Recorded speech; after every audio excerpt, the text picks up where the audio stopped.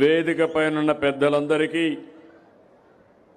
అధికారులందరికీ, ఈరోజు ఈ గ్రామ సభకు వచ్చిన గ్రామస్తులందరికీ నమస్కారాలు. ఇప్పుడే ప్రొసీజర్ అంతా మీరు చూశారు. ఎలాబరేట్గా ఇప్పటికి అంచెలంచెలుగా ఏం చేయాలనో చేసుకుంటూ మీ పట్టాదారు పాసు పుస్తకాలు ఇచ్చాం. ఇంత ప్రయాస ఎందుకు వచ్చిందని మీరందరూ ఆలోచించుకోవాలి. ఎన్నికలప్పుడు నేను ఒక మాట చెప్పాను, మీ ఆస్తులు మీ భూముల్ని కాపాడుతానని. ఇప్పుడే మీరు చూశారు, ఒక వ్యక్తి ఆస్తి ఆ రోజు మంత్రిగా ఉన్న వ్యక్తి ఆయన అనుమాయులకు రాసి ఇచ్చేశాడంటే వీళ్ళు ఎంత దుర్మార్గంగా ప్రవర్తించారో ఇది ఒక ఉదాహరణ మాత్రం. ఇలాంటి ఆరోపణలు ఒకటి రెండు కాదు, చాలా వచ్చాయి.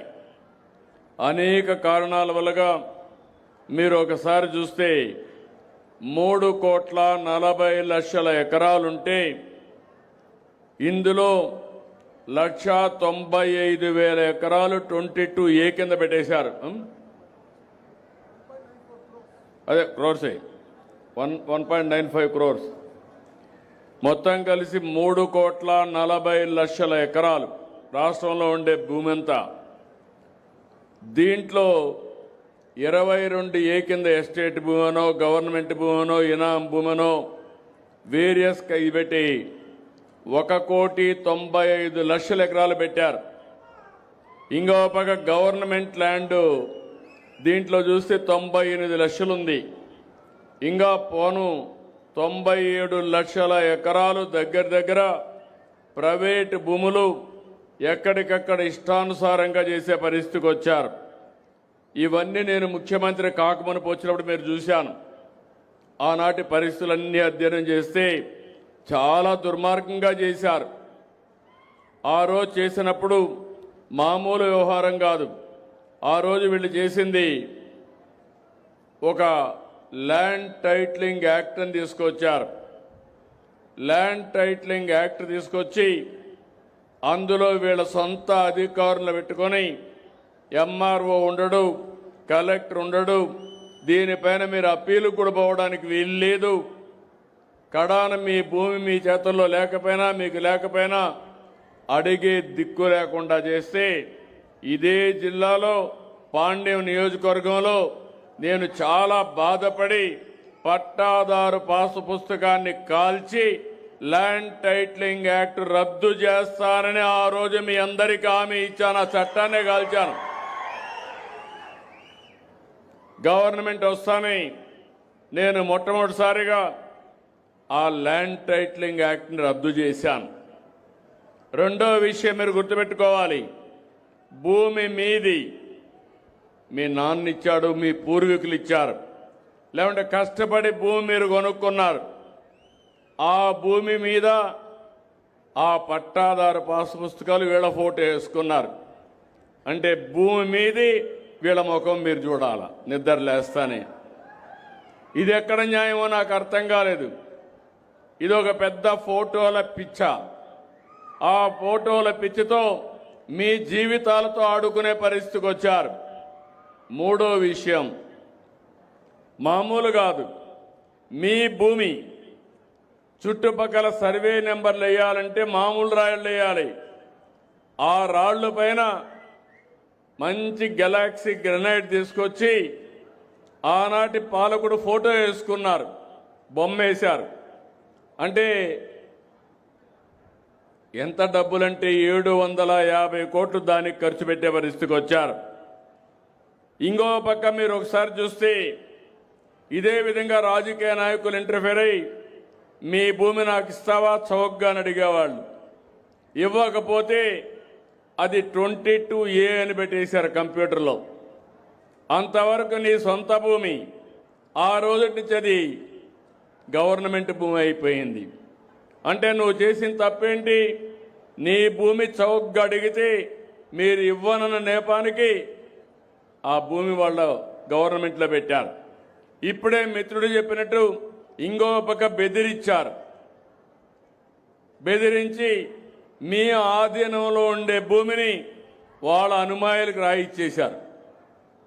అడిగితే కేసులు లేవు, పోలీసులు తిరిగి కేసులు పెట్టే పరిస్థితికి వచ్చారు.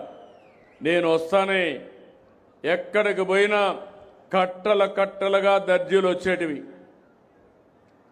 మా భూ కబ్జా జరిగింది, మా సొంత భూమి, ఈ భూమి పోతే మేము బతకలేం, ఏం చేస్తారో చేయమంటే ఏం చేయాలో నాకే దిక్కులు తిరిగిన పరిస్థితి. నేను 4వ ముఖ్యమంత్రి, నాకు అనుభవం ఉంది, కానీ ఎప్పుడూ ఇలాంటి పరిస్థితి నేను చూడలేదు, నా జీవితంలోనే చూడలేదు. నేను రెవెన్యూ మినిస్టర్గా కూడా 98లో పనిచేశాను. రెవెన్యూ వ్యవహారాలు తెలుసు. తెలంగాణలో మీరు ఒకసారి చూస్తే అప్పుడు నిజాం ఉండేవాడు. అక్కడ కూడా నేను 9.5 సంవత్సరాలు ఎక్కువ సమయం ముఖ్యమంత్రిగా ఉన్నాను. అక్కడంతా కూడా భూ వివాదాలు ఉంటాయి. బ్రిటిష్ వాళ్ళు మనకు పరిపాలించేవాళ్ళు. ఇక్కడ భూ వివాదాలు చాలా తక్కువగా ఉన్నాయి. దానికి కారణం జమాపన చేయడం, ఎప్పటికప్పుడు రికార్డులన్నీ కంప్లీట్ చేయడం, అప్డేట్ చేయడం, ఇవన్నీ జరిగాయి. నాకు ఈరోజు మీరు గుర్తుపెట్టుకోవాలి, ఒక దుర్మార్గమైన పని చేసినప్పుడు దాన్ని సరిచేయడానికి ఇప్పటికి 20 నెలలు అయింది. 3 నెలల నుంచి ప్రారంభించాను. ఒకవేళ నేను అక్కడ కూర్చొని మీరు చేయమంటే ఇప్పుడు మీ సమస్యలు నాకు అర్థం కావు, అధికార యంత్రాంగం సరిగా పనిచేయకపోతే మీకు అన్యాయం జరుగుతుంది. అందుకే నేను మా మంత్రి గారితో, మా CCLA కమిషనర్ గారితో కూర్చొని మొత్తం అధ్యయనం చేశాం. అధ్యయనం చేసిన తర్వాత నేను 26వ సంవత్సరం, 1 సంవత్సరం టైం తీసుకుంటున్నాను. సర్వే చేయాలి, సర్వే చేసి బౌండరీలు ఫిక్స్ చేయాలి, మీ ముందర చేయాలి, మళ్ళా దాన్ని ప్రింట్ చేయాలి. ప్రింట్ చేయాలంటే ఇక్కడెక్కడో కర్నూలులోనో అమరావతిలో ప్రింటింగ్ మిషన్ లేదు.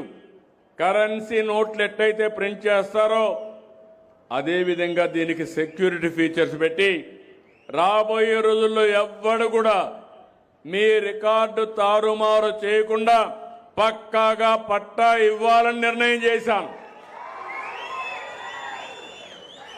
అది అయిన తర్వాత మళ్ళీ తారుమారు చేస్తారని QR కోడ్ తీసుకొచ్చాను.